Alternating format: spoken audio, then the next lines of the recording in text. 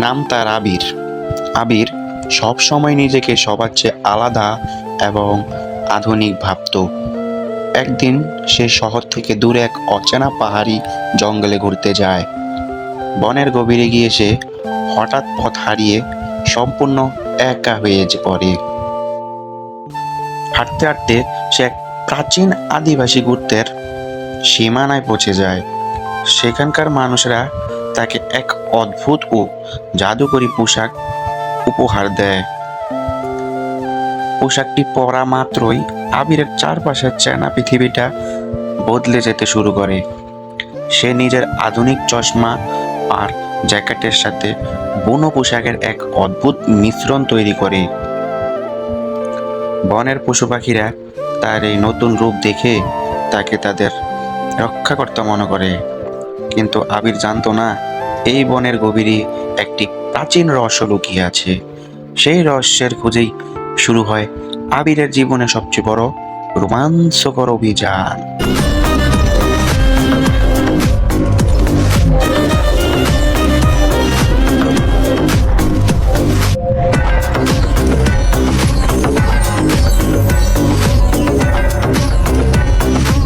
আবির ছিল শহরের এক ডানপিটে ও স্বাধীন চেতা তরুণ। ফ্যাশন এবং আধুনিক গ্যাজেটের প্রতি তার ছিল দারুণ ঝোঁক। কালো চশমা আর রঙিন জ্যাকেট ছাড়া সে বাইরে বের হতো না। একবার সে একাই এক দুর্গম পাহাড়ি বনাঞ্চলে ট্রেকিং করতে যাওয়ার সিদ্ধান্ত নেয়। জঙ্গলটি তার ছায়া ঘেরা পরিবেশ আর রহস্যময় ইতিহাসের জন্য পরিচিত ছিল। বিকেলের দিকে আবির মূল দল থেকে বিচ্ছিন্ন হয়ে বনের গভীরে চলে যায়। ফোনের নেটওয়ার্ক চলে যাওয়ায় সে বেশ আতঙ্কিত হয়ে পড়েছিল। হঠাৎ তার সামনে এক অদ্ভুত আদিবাসী বৃদ্ধ এসে হাজির হন। বৃদ্ধের পরনে ছিল চিতাবাঘের চামড়ার মতো এক প্রাচীন পোশাক। তিনি আবিরকে দেখে কোনো ভয় না পেয়ে একটু হাসলেন।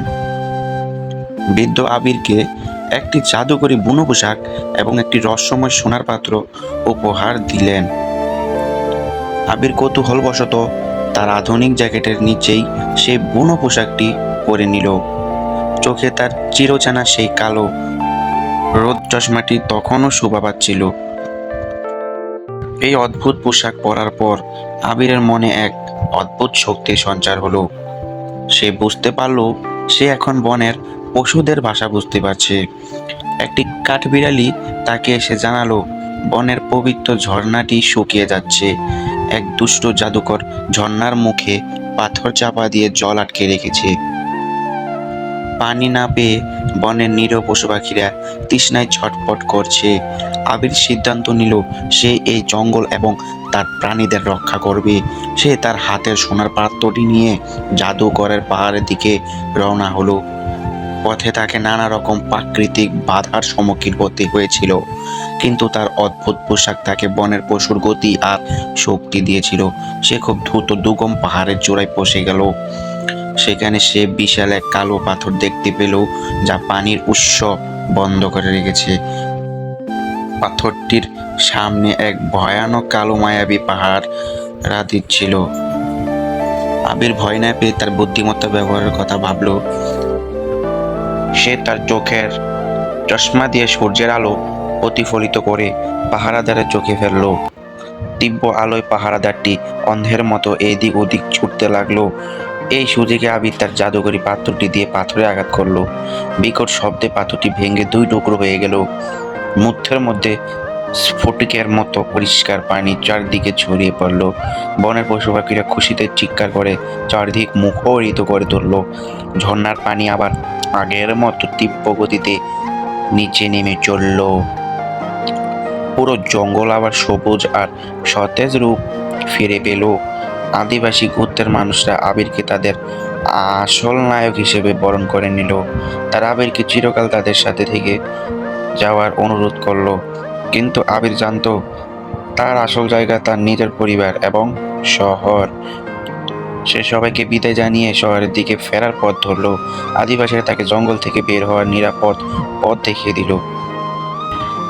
এটি তাকে সবসময় বনের সেই রোমাঞ্চকর দিনগুলোর কথা মনে করিয়ে দিত।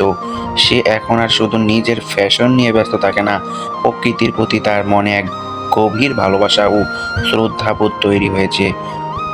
সে এখন শহরের বন্ধুদের পরিবেশ রক্ষার গুরুত্ব বোঝায়। আবির বুঝতে পেরেছে যে বাহ্যিক রূপের যে ভেতরের সাহসিকতা বড়।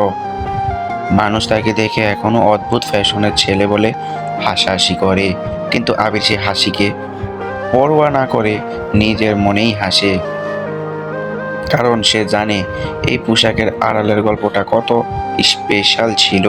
প্রকৃতি এবং মানুষের মেলবন্ধনের এক জ্যান্ত প্রতীক হয়ে রইল সে। এভাবেই এক সাধারণ শহরের ছেলে হয়ে উঠল অচিন বনের রবিনহুড। তো এই গল্প থেকে শিক্ষণীয় বিষয় হচ্ছে, আধুনিকতা যতই বড় হোক না কেন, প্রকৃতির ভারসাম্য রক্ষা করা আমাদের সবার দায়িত্ব। একই সাথে সঠিক সময়ে বুদ্ধিমত্তা ও সাহসিকতা দেখালে যে কোনো বড় বিপদ থেকে মুক্তি পাওয়া সম্ভব।